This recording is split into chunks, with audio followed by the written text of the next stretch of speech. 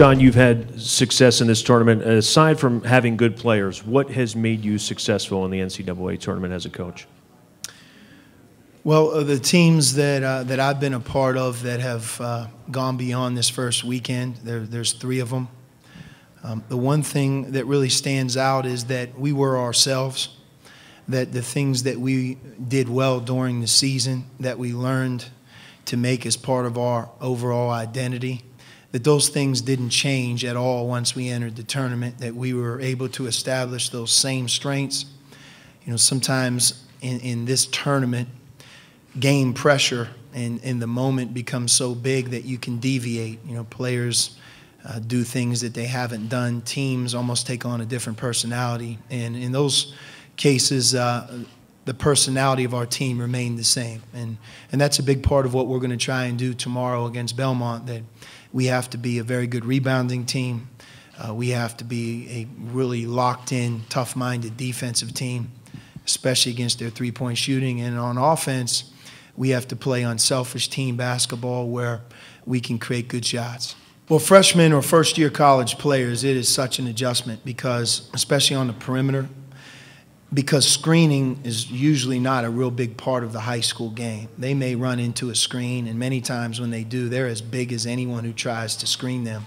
In college, for the first time, they're dealing with sophistication, you know, systems and styles of play, coaches that have 6'10", 7-foot players on a mission to screen.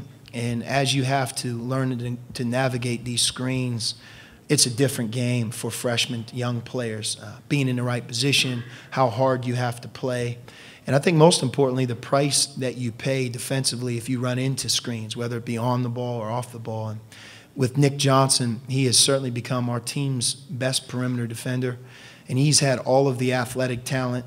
He has the mindset to be great. I believe one day he'll really, really be an elite defender. But you're right, when we've played very well defensively, he's had a big part in it. And tomorrow, he may be meeting his biggest challenge of the season in Clark. If you look at his efficiency, his ability to score from 3 and 2, I can't believe the field goal percentage that he shoots for making and taking as many three-point shots as he takes. So it won't just be Nick, but certainly Nick will have part of that responsibility, and it's a big one. Well, I think all of us that are in the tournament hope that we're going to play our best, that we're playing a very high level of basketball. What our players are talking about is in the second leg of our trip to L.A., near the end of our conference season, although we did not win, we played with a lot of energy. We played a really solid second half against UCLA, had a week off of practice, from no games, just practice.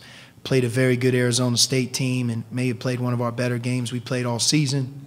Leading into the Pac-12 tournament, playing a difficult Colorado team on a neutral court, ditto. I thought we played very well, very hard on defense, and obviously we lost a heartbreaker in a very tough game to an excellent UCLA team. So I think part of what our players are saying is we've played well and we've played very hard against quality opponents, and hopefully that will lead into tomorrow against a great team in Belmont, well coached, and certainly a coach and a team we respect greatly.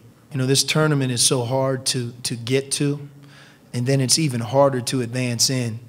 That, to me, part of the success of a team is to be able to, on one hand, focus and play terrific basketball, but on the other hand is really enjoy being a part of this great tournament. Whether you're a player, a coach, or a fan, we can talk about the balance that we want to have from start to finish.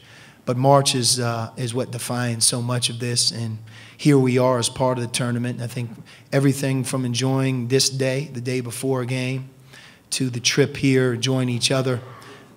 You could see even in last night's games, when you lose in this NCAA tournament, it's a deafening blow. It's the one time where there is no more basketball. So I think keeping guys in the mindset of enjoying this is part of what we're trying to do, and I think we're in a good place there.